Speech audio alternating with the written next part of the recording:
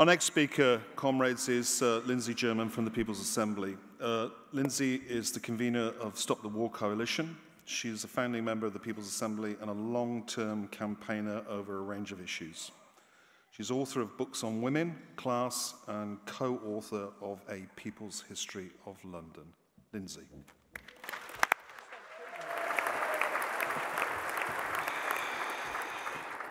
Thank you very much, and can I bring greetings from the People's Assembly to this fantastic meeting. I think that this couldn't be coming at a better time.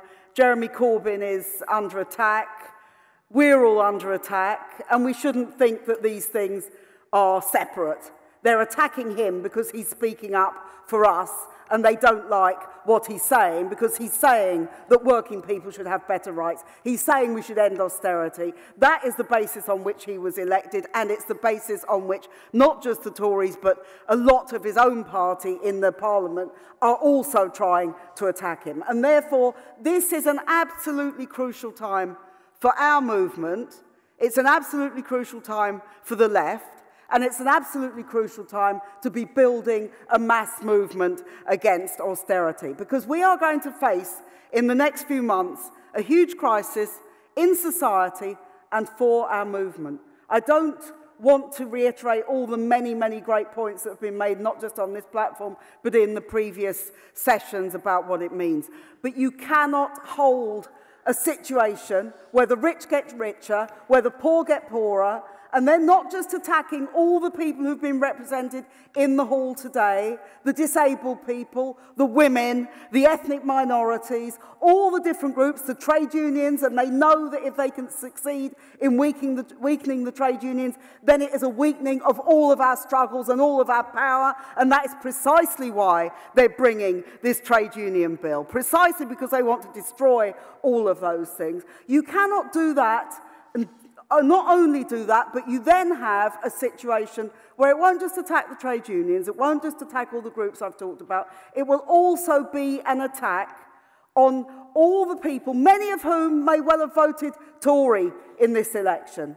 The people who don't really think about these things a lot of the time, who think that they just have to go to work and everything will be all right, who have found themselves working harder and harder, commuting further and further because they can't afford house prices.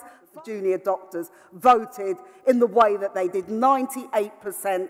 Who can argue with that? Well, I suppose the 99% who wanted action short of a strike.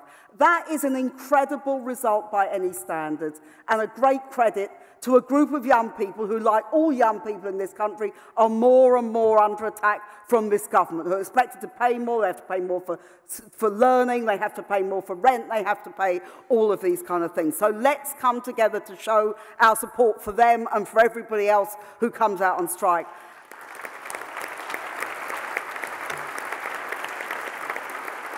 And I very much agree with Mark and Dave Ward and others who've spoken earlier today who say we have to have a mass day of strikes, and hopefully longer than that, coming from the TUC, which all of us can get behind and all of us can support, and where we can say this is what the real feeling of people in this country is all about.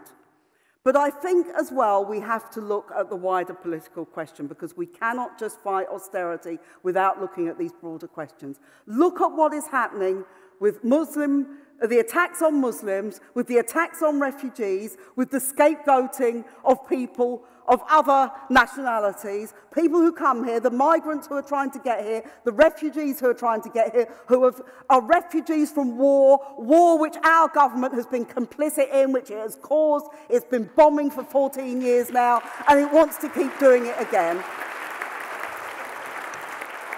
And it is no accident. You know, people say sometimes Jeremy should concentrate just on the domestic issues because the foreign policy and international issues are too difficult. It's no accident that the media and lots in his own party are attacking him on these issues. They're attacking him because they know this is at the heart of the British establishment. They can't afford. The military intervention which David Cameron wants is not about military. A British addition to the American bombing, which has been going on for a year, which has actually resulted in recruitment to ISIS, not the reduction of ISIS. When you look at that, Nobody needs the British militarily. David Cameron needs this politically in order to bolster his role in the world and in order to try to scapegoat people further and in order to take people's minds off austerity. That is what is going on here. And I have to say about the Parliamentary Labour Party, the people who've been attacking him, Jeremy Corbyn got a massive mandate. Liz Kendall got less than 5% of the vote. Lots of these MPs voted for her. Jeremy Corbyn got an overwhelming mandate, and the Parliamentary Labour Party needs to respect that. And when they say we're responsible not to Jeremy Corbyn but to our constituents, every single one of those MPs was elected against a Tory candidate. And they don't expect, the constituents don't expect Labour MPs to get up and agree with David Cameron all the time, rather than with their own leader.